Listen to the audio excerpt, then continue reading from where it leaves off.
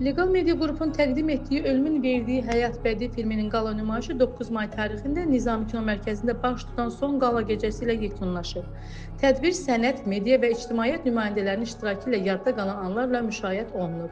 Qala gecəsində Azərbaycan Kino Agentliyinin sədri Rəşad Əzizov, Azərbaycan Respublikası Vəkillər Kollegiyasının sədri Anar Bağırov, Daxili İşlər Nazirliyinin və Ədliyyə Nazirliyinin nümayəndələri, Məhkəmə Hüquq Şurasının əməkdaşları, hakim elitası, ürək-damar cərrahı Professor Kamran Musayev. Mən bu filmə xoşbəxt yaradıcılıq taleyi arzulayıram. İnanıram ki, həm Azərbaycan kino tarixində, həm də beynəlxalq arenada bu film öz layiqli yerini tutacaq. Xalq artistləri və digər xüsusi qonaqlar iştirak edirlər. Bir ana kimi baxdım və hətta özümdə fikirləşirdim ki, mən hakimin yerində olsaydım nə qərar verərdim. Yəni ardı gəlsin, davamı gəlsin. Bütün kollektiv ürəkdən təbrik edirəm. Treyler mən çox çəkdi. Düzdür, burada çalışan kollektivdə çalışan heyət, əksəriyyəti dostlarımdır.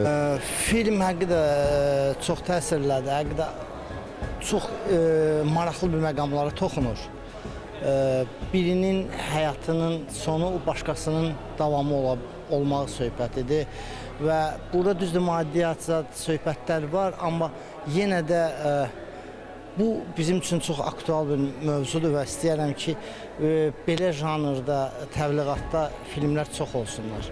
Artıq bütün ailə ilə oturub seyr eləsi bir filmdir. Başımız ucalıqda oturub baxa bilərik bu filmə. Uğurlar arzu edirəm. Yeni proyektlər, inşallah məni də dəvət eləyərsiniz. Mənə elə gəlir ki, bu film təkcə bizim üçün deyil, bütün dünya üçün bir nümunədir. Orada bizim ailəvi dəyərlərimiz öz əksini tapır. Ailədir xoşbəxtliyin açarı. Orada incə bir məqam var və çox sevdiyim bir ifadə səslənir hakimin təqdimatında. Ailə o deyil ki, hamı bir yaşasın. Ailədə gərək hamı biri üçün yaşasın. Qonaqlar ekran əsərini maraqla izləyərək film haqqında fikirlərini bölüşüblər. Biraz kədərləndim düzdür açığı. Amma çox möhtəşəm idi film. Bu günə qədər izlədiyim ən gözəl, ən təsirli və ən duyğulu filmlərdən biri idi. Bəyəndiyim orada uşağın ad günü olmuşdu. Qonaqlar filmi yüksək qiymətləndirərək bu qədər həssas və cəmiyyət üçün vacib olan mövzuya ilk dəfə olaraq Legal Media Qrupun müraciət etməsi xüsusi vurğulanıb. Sonda Legal Media Qrupun rəhbəri olan Ülviyə Əsədova filmin ssenari müəllifi Vüsal Cəbrailoğlu'na filmin ərsəyə gəlməsində əməyi olan bütün qurumlara, filmə maddi dəstək göstərmiş şirkətlərə və filmin heyətinin Legal Media Qrup adından təşəkkürünü bildirdi. Bu roman belə deyək, tərəfimdən yazılmazdan öncə çox mən araşdırma aparmışdım.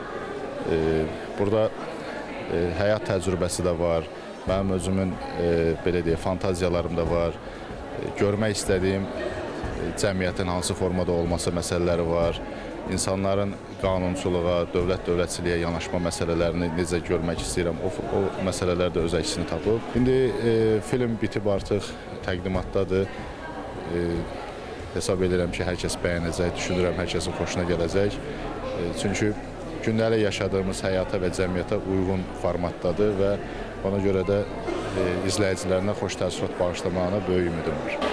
Film yazar Vüsal Cəbrailoğlu'nun Ölümün Bəxş Etdiyi Həyat kitabının motivləri əsasında çəkilibdir. Senari də özünə məxsusdur və filmin rejissoru Ramil Adiloğlu'dur. Düşünürəm ki, çox peşəkar, çox maraqlı bir filmdir. Buradan təşəkkür etmək istəyirəm bütün əməkdaşlara, bütün yaradıcı, texniki heyətə çox sağ olsunlar.